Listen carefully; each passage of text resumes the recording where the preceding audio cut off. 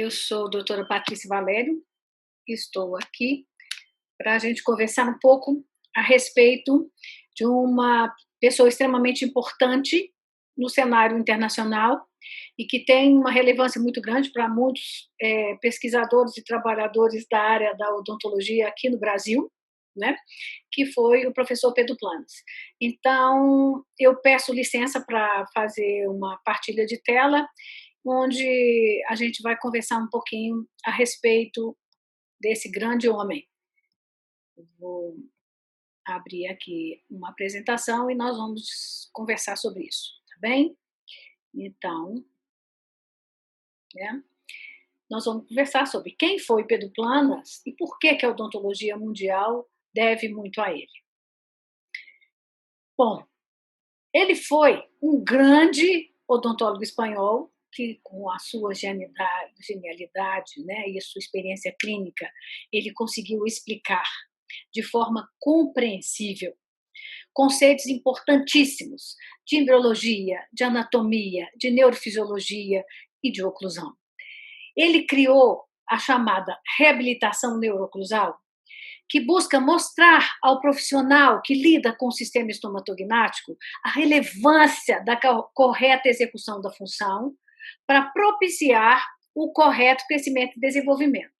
Para isso, quem está lidando com reabilitação neuroclusal vai trabalhar buscando-se o momento adequado, a forma adequada e o local adequado de se gerar estímulos neurais que serão decodificados no sistema nervoso central e revertidos para a periferia na forma de mecanotransdução, ou seja, é buscar fazer a quantidade máxima de estímulos na periferia para se fazer aferências, né, significativas e gerar, a partir do sistema nervoso central, eferências que vão fazer com que haja correto estímulo de crescimento e desenvolvimento na periferia, né? Então, vamos entender mais ou menos isso. Olha, a gente tem que lembrar que, se a gente pensar na representação esquemática, né, da percepção, né, capacidade de percepção do corpo, representado aqui no homúnculo de Penfield,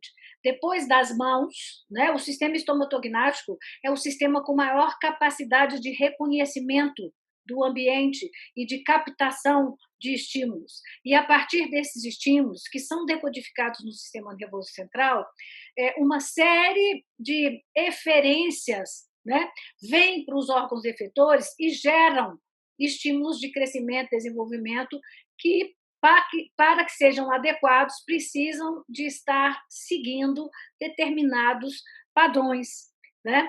E foi isso que o professor Pedro Planas tentou mostrar, falar e explicar de forma simples para quem tivesse o privilégio de estar lidando com ele, né? Então, ele criou as leis planas do desenvolvimento. O que são essas leis planas? São um conjunto de fenômenos de crescimento e desenvolvimento que estão relacionados, então, é, é, com a possibilidade de estímulos na periferia gerando é, efeitos, né, de remodelamento, né?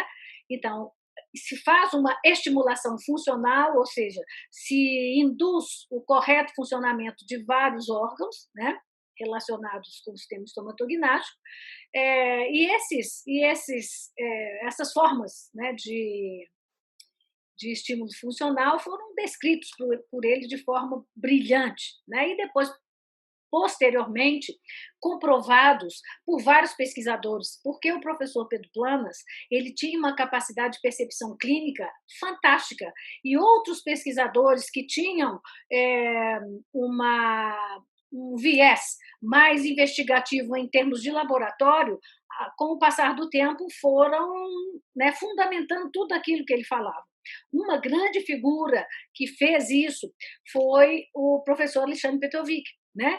Que na verdade não era dentista, era um médico que se dedicava a estudar os fenômenos do crescimento e ele se encantou, né? Se encantou pelos trabalhos e pela forma de descrever tudo que o professor Pedro Planas tinha e os dois acabaram se tornando grandes amigos. A gente não pode esquecer, né, da presença da professora Aliciane Simões nesse métier também, né, uma grande discípula do professor Pedro Planas e amiga demais dele, do professor Petrovic, enfim.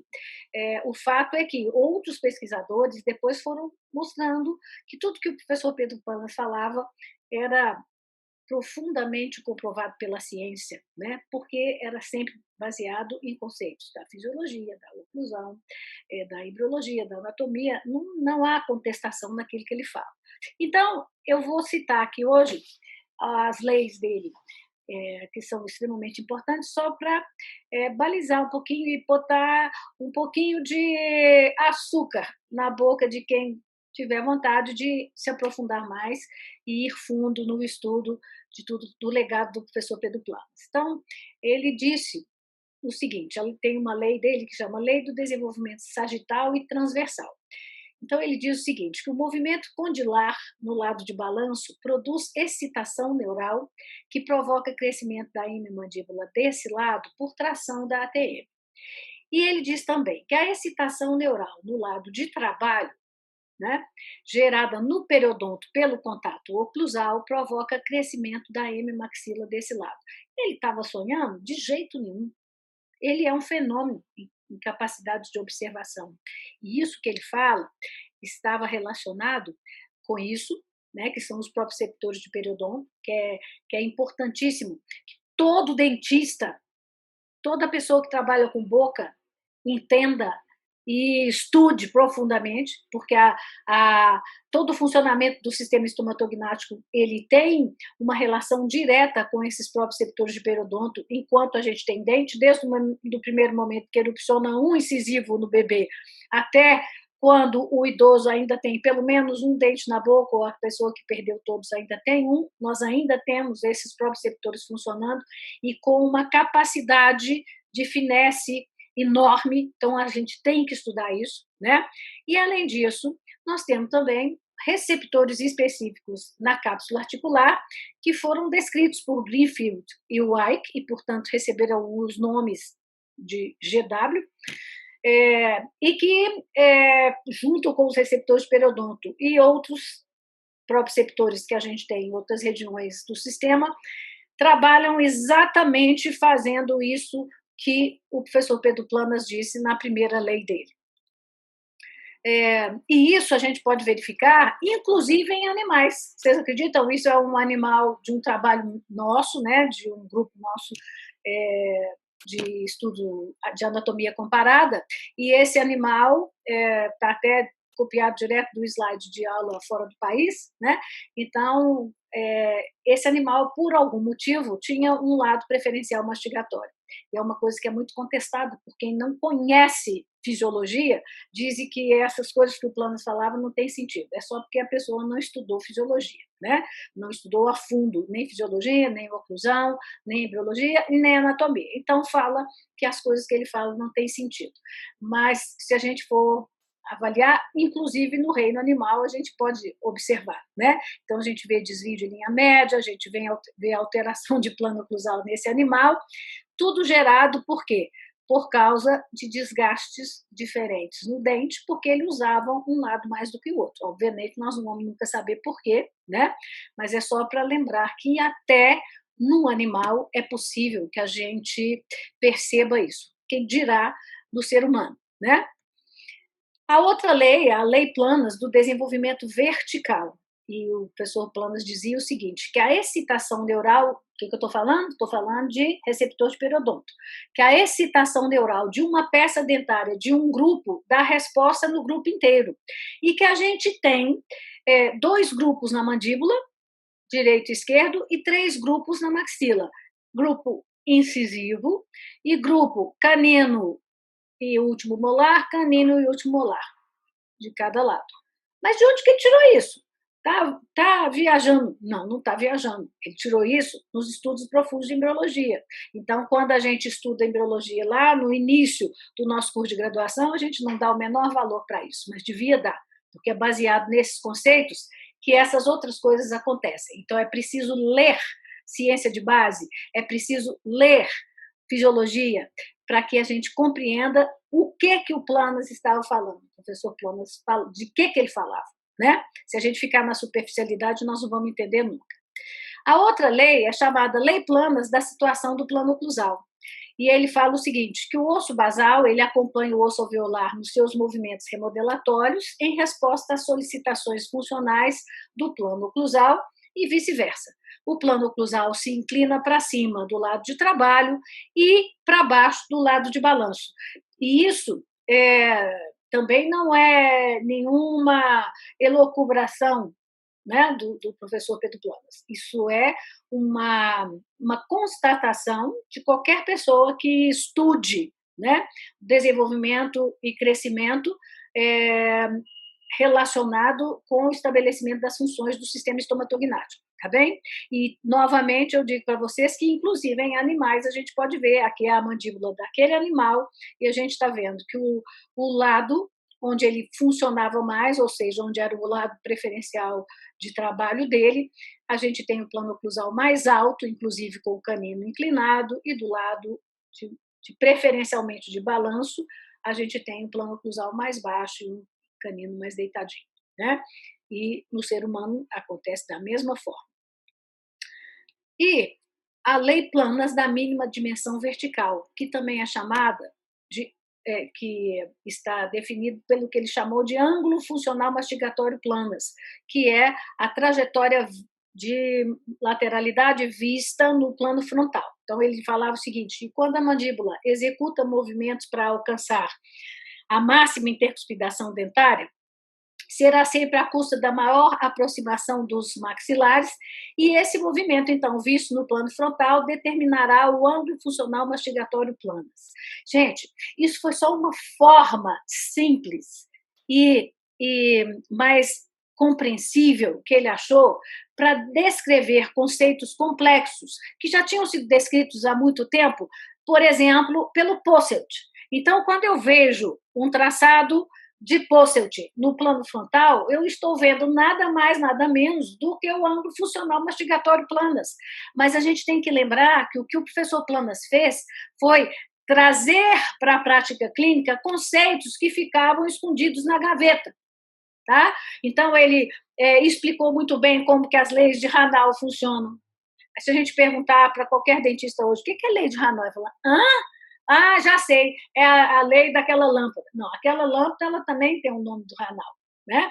Mas as leis de Hanau são leis que regem o funcionamento e as trajetórias mandibulares, e as pessoas nem têm noção disso. Tá? Então, grandes estudiosos, né, e que embasaram a prática odontológica ficaram relegados a terceiro plano. E quem não estuda isso, e quem não entende as bases fisiológicas, né, e fundamentos, né, de ciência básica que norteiam a prática odontológica, criticam quem o faz, porque não conhecem. É muito mais fácil criticar do que realmente ir fundo e estudar, né? Então, é importante que a gente motive as pessoas a estudar, né? A ir para a literatura e buscar referências daquilo que a gente está falando, né? Então, eu gostaria de botar esse slide aqui, que também fez parte de uma apresentação que eu fiz fora do país, e eu deixei do jeitinho que estava. Por quê? Porque, sob a luz das ciências básicas, tá? Todos os efeitos das terapêuticas do professor Pedro Planas, que a gente observa na nossa prática clínica diária, elas podem ser explicadas e justificadas cientificamente. Tá? A grande capacidade de observação desse grande mestre permitiu a ele entender de uma forma simples e eficaz o que muita gente ainda está pesquisando e buscando explicações para os fenômenos agora. Ele já tinha entendido lá na época dele, né? Então, isso é extremamente importante. Eu gostaria de passar aqui, só para ficar registrado nesse filme, que vai ficar aqui, quem quiser depois ler alguma literatura, tá aqui as referências, né? Com alguns pontos específicos, tá? Eu me dedico a isso, tá? Já tem mais de 25 anos que eu me dedico à pesquisa, tá? E eu gostaria de dizer que fico à disposição para qualquer um que quiser fazer qualquer contato comigo, no sentido de procurar alguma fundamentação para tudo que está dito no livro do professor Planas, tá bem? Eu fico à vontade e fico à disposição. Aqui está o meu e-mail, tá bem? E quem sou eu? Eu sou ortopedista funcional dos maxilares. Eu sou doutora em fisiologia, fiz pós-doutoramento 2 vezes, fiz o júnior e 7 anos depois fiz o sênior, tá? Sempre focado em fisiologia para entender e ir fundo na compreensão das bases fisiológicas da ortopedia funcional dos maxilares. Eu me orgulho muito de ser ortopedista funcional dos maxilares, tá? Sou professora convidada em várias instituições, é, aí pelo mundo afora. Graças a Deus, tenho uma carreira construída em cima da pesquisa e da fundamentação científica de tudo aquilo que eu faço. Então, me coloco à disposição para qualquer um que quiser discutir a respeito das bases fisiológicas da ortopedia funcional e também, obviamente, de todas as leis planas e da reabilitação neuroclusal. E gostaria que, dentro do possível, quem está ouvindo esse vídeo divulgasse para todas as pessoas, para que a gente não tivesse mais dúvidas com relação à relevância da prática ortopédica funcional. Tá bem? Um beijo grande, muito obrigada, e fica aqui a minha meu agradecimento pela atenção.